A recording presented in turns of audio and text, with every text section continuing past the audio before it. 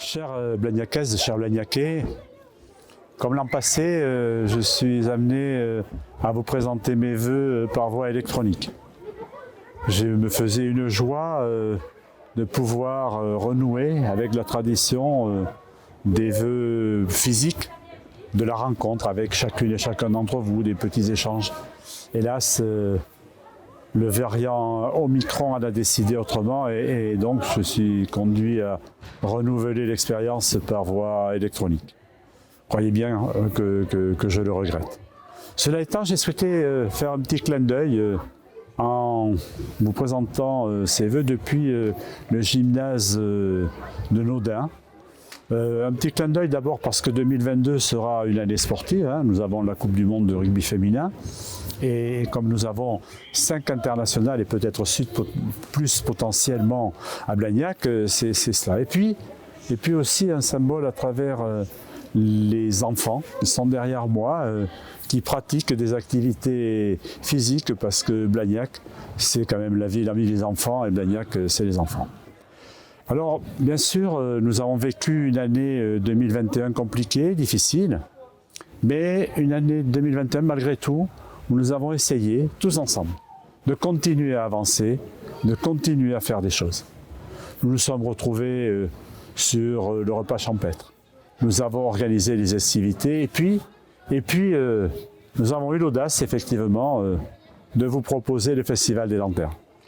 Ce Festival des Lanternes qui a déjà accueilli, avant la fin de l'année, 200 000 visiteurs, un peu plus. 300 000 billets ont été vendus, donc ce qui montre que finalement il fallait faire ce Festival des Lanternes. Il a apporté dans ce brouillard de la période difficile une lumière avec effectivement un peu de féerie. Et je crois que toutes celles et tous ceux qui jusqu'à présent sont allés au Festival des Lanternes ont trouvé cela magique, féerique. Donc oui, il faut de temps en temps avoir de l'audace, il faut de temps en temps tenter des choses. Et c'est ce que nous avons souhaité avec le Festival des Lanternes. Mais 2021 a été aussi la préparation de tout ce que nous allons vous offrir en 2022. 2022 sera l'année de la mise en service des équipements que nous préparons avec vous depuis un certain temps. Alors si je les prends dans l'ordre du calendrier, au mois de mars, nous mettrons en service le Conservatoire de musique et de danse. Conservatoire de musique et de danse qui accueille plus de 1100 élèves aujourd'hui. Nous avons 37 professeurs et une particularité, nous aurons la School of Rock qui sera aussi abritée au conservatoire. Je sais que les professeurs notamment, mais aussi les élèves et les parents attendent avec impatience l'ouverture du conservatoire. Deuxième grand sujet, c'est le bassin nordique, la piscine. Une piscine totalement rénovée avec la possibilité d'utiliser l'hiver le bassin d'été. Cette nouveauté est importante, elle nous permet aussi de doubler, de plus que doubler, le nombre d'heures de piscine offertes aux Blagnacaises et aux Blagnacais. Extrêmement important puisque nous pourrons accueillir les scolaires, nous accueillerons les clubs et nous accueillerons bien sûr le public dans ce bassin nordique. Troisième grand chantier, c'est la rentrée à l'école de l'aérogare, un groupe scolaire totalement refait, un groupe scolaire particulièrement innovant, un groupe scolaire où là aussi nous avons eu l'audace d'accepter de mettre une cour de récréation à l'étage sur cette école. Alors bien sûr, on était allé voir si ça marchait avant. Hein. On peut être audacieux tout en prenant malgré tout les précautions qui doivent s'imposer. Donc une superbe nouvelle école qui va venir donc en remplacement de l'école provisoire que nous avions mise en place. Et puis le dernier grand équipement, c'est le commissariat, ou tout au moins derrière le commissariat, c'est le nouvel hôtel de la police municipale. Alors que les policiers municipaux vont être logés derrière le commissariat. Nous aurons aussi dans quelques années la police aux frontières qui viendra à cet endroit-là, de telle sorte que nous aurons là un grand pôle de sécurité.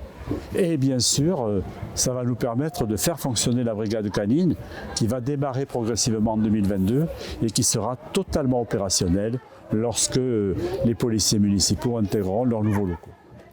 Mais à côté de ces grands équipements, 2022, c'est aussi une année de travail autour des problèmes de mobilité. Nous allons effectivement, avec les instances de démocratie de proximité, travailler dès le 15 janvier sur le plan de mobilité. Et puis, nous allons bien sûr aussi avoir en 2022 une dynamique, un renforcement encore de ce travail avec les habitants sur la démocratie de proximité, avec les citoyens associés sur le zéro déchet, sur le vélo, sur la jeunesse, et puis toutes les autres instances qui effectivement s'investissent pour faire avancer les choses. Et bien sûr, 2022 sera placé sous le signe de la transition écologique, économique et sociale. Cette transition écologique avec une étape nouvelle de notre agenda 21, une étape nouvelle de mise en œuvre de notre atlas de la biodiversité. Vous le voyez, à côté de cela, bien sûr, 2022, ce sera l'occasion de renouer avec nos périodes très très importantes d'animation de la ville, bien sûr le carnaval. Et nous espérons que cette fois-ci, la pandémie ne viendra pas troubler ce carnaval, avec bien sûr le repas champêtre que nous renouvellerons, les estivités, et puis le marché de Noël, et peut-être, en fonction des résultats, une nouvelle édition du Festival des Lanternes. Voilà, donc ça veut dire que l'année 2022 va encore être une année très riche. Pour terminer, chers Blagnacais, je voudrais bien sûr vous souhaiter à vous, à vos proches, à vos familles, une très très très belle année 2022, une année 2022 apaisée, une année 2022 qui nous permette d'avancer sur nos projets collectifs et qui vous permette d'avancer chacune et chacun d'entre vous sur vos projets individuels. Voilà, bonne année à tous et merci.